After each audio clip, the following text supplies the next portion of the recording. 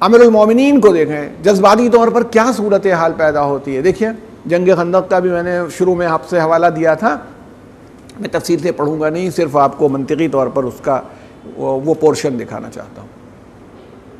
عمرو بن عبدود کے لیے رسول اللہ نے کیا کہا تھا کہ یہ کل کفر ہے, ٹوٹل یعنی 100% کفر ہے, یہ اس کی حالت یہ ہے.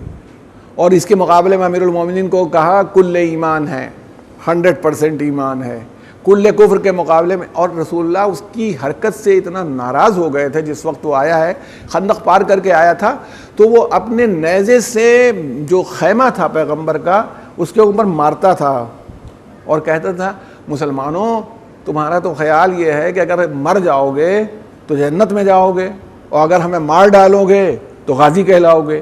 اور یہاں تاریخ کیا کہتی ہے, وہ اس طرح بیٹھے ہوئے تھے, یہ محاورہ ہے عربی کا, ایڈیم ہے, جیسے چڑیاں یا پرندے طائر برڈس سر پر بیٹھ جائے. دیکھیے جب اونٹ کے سر پر زخم ہو جاتا ہے تو کیڑے پڑ جاتے ہیں, تو اگر چڑیا بیٹھ کے کیڑوں کو کھاتی ہے تو سر نہیں ہلاتا تاکہ وہ کھا لیں کیڑوں کو, اور ہلے گا تو وہ ہو جائے گی چڑیا.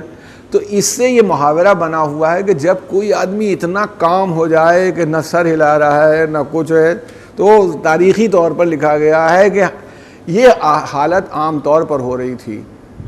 اور رسول اللہ پوچھ رہے تھے کہ اس کتے کو خاموش کرنے کے لیے کون ہے. اب بتائیے, وہ ایسی سی بات کر رہا تھا اور رسول اللہ پوچھ رہے ہیں. ارے بھائی رسول اللہ کی, میں کہتا ہوں جب لوگ مقابلہ کرتے ہیں کربلا والوں سے تو میں یہی کہتا ہوں کہ رسول اللہ جن جن لوگوں سے کہہ رہے تھے کہ جاؤ وہ جانے کو تیار نہیں تھے, حسین جن کو روک رہے تھے وہ سینہ سپر ہو رہے تھے. یہ فرق ہے کربلا کے مجاہدوں میں. مولا کہہ رہے چلے جاؤ, وہ نہیں جا رہے تھے, سب جان دینے کے لیے آگے بڑھ رہے. تو لیمن حاضل کلب, اس کتے کے لیے کون ہے. وہ ہر بار حضرت علی کھڑے ہوتے تھے, انا یا رسول اللہ.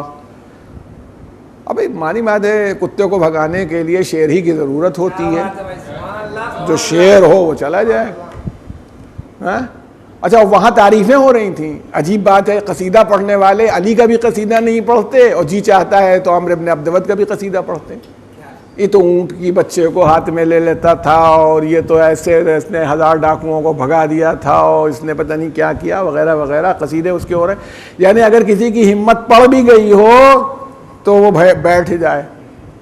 مولا سے پھر رسول اللہ نے کہا, اور میرے خیال میں وہ بالکل تنزیہ جملہ ہے جو دوسروں پر کرتے ہوئے کہا ہے کہ علی جانتے ہو یہ کون ہے. ارے ابھی تو آپ کہہ رہے تھے کوئی چلا جائے, اب علی تیار ہو گئے, آپ پوچھ رہے ہیں علی تم جانتے ہو یہ کون ہے, یہ عمرو ہے. تو مولا نے کہا عمرو ہے تو ہوا کرے, میں بھی علی ابن ابی طالب ہوں. یعنی اس کا مطلب ہے نہ صرف اپنی بہادری کی طرف اشارہ کیا بلکہ اپنے بابا ابو طالب کی بہادری کی طرف بھی اشارہ کیا. اس کی کیا حیثیت ہے. تو جب امیر المومنین گیا, وہ میں تفصیل نہیں پڑھوں گا ورنہ وہ پھر میرا سارا معاملہ بگڑ جائے گا. تو میں یہ کہہ رہا ہوں کہ جب اسے قتل کر دیا, ساری کڑیاں بیچ کی آپ نکال لیجیے, کیا ہوا, کیسے ہوا, کیا شرطیں ہوئیں, کیسے آپ نے حملہ کیا اور کیسے قتل کر دیا. جس بات کی طرف آپ کو اشارہ کر رہا ہوں کہ جذباتیت نہیں حالت تھی, اس حالت میں گئے تھے, ایسے آدمی کو قتل کر دیا, کیا کرنا چاہیے. بلکہ اسی واقعے میں ملتا ہے عمرو کے لیے ملتا ہے کہ اس نے بے ادبی کی تھی امیر المومنین کے ساتھ. جب آپ اس کے سینے پر بیٹھ گئے اور حاوی ہو گئے تو اس نے اپنے منہ سے جو لعاب تھا, جو تھوک تھا, لعاب دہن کہلاتا ہے, اس کو اس نے امیر المومنین کے چہرے کی طرف پھینکا. میں تو کہہ رہا ہوں پھینکا, میں مانی بات ہے کہ مولا کے لیے میں کیا کہوں. اس نے بدتمیزی کی تو حضرت کو آ گیا غصہ. تو جب کسی آدمی کو غصہ آ جائے اور قابو ہو تو وہ چاہے, میں اگر کسی آدمی کے سینے پہ بیٹھا ہوں مجھے غصہ آ جائے 4 گھونسے اور ماروں گا. مطلب میں تو بیٹھا تھا, بچے ہی پر جب باپ کو بچے پر غصہ آ جاتا ہے وہ کوئی ایسی حرکت اور کر جائے تو 2-4 چاٹے اور کھا جائے گا. مگر مولا فوراً اتر آئے اور ٹہلنے لگے. جب ٹہلنے لگے تو لوگوں نے واضح پوچھا مولا یہ کیا کیا آپ نے. خود اس کو بھی حیرت ہو گئی کہ یہ آپ نے کیا کیا, مجھے قتل کیوں نہیں کیا.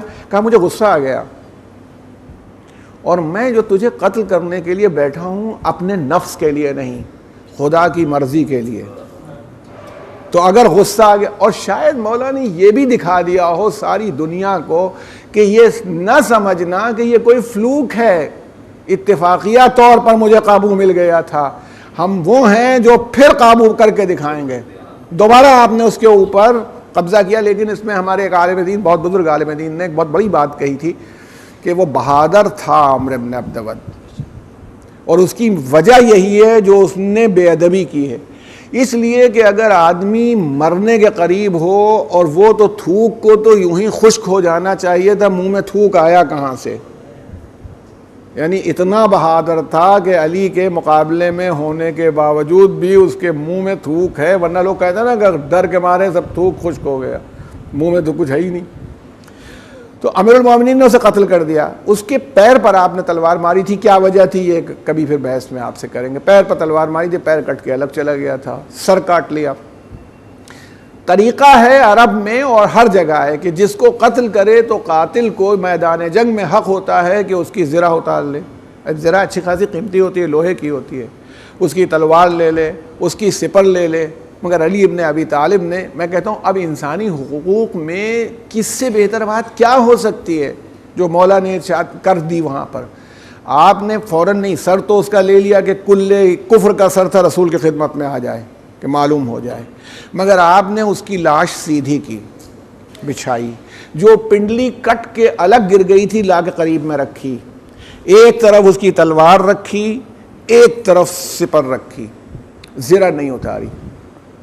تب جب اس کی بہن آئی اور اس نے اپنے بھائی کی لاش کو اس عالم میں دیکھا، عرب بہن عورت جتنی سختیاں ہو سکتی ہیں سب تھیں، آسان بات نہیں ہوتی کہ عورت کے دل سے کوئی بات نکال دی جائے اگر بیٹھ گئی ہو۔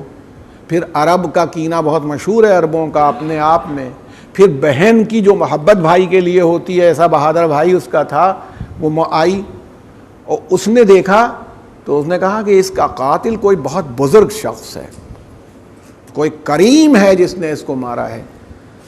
اور اس کے بعد کہا کہ بھائی میں تیرا ماتم پوری زندگی کرتی، مگر میں اس لیے نہیں کروں گی کہ تجھ کو قتل کرنے والا ایسا بزرگ ہے۔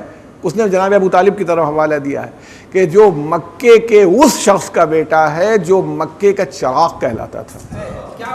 میں نے آج تک کسی مقتول کی بہن کو قاتل کا قصیدہ پڑھتے ہوئے نہیں پایا۔ خندق میں امیر المومنین نے اپنے عادلانہ کردار کا ایسا ثبوت دیا کہ جس کی مقتول کی بہن جس کی تعریف کر رہی ہو، دنیا تو تعریف کرے گی ہی اس کی۔ صلوات بھیجیں محمد و آل محمد۔ بس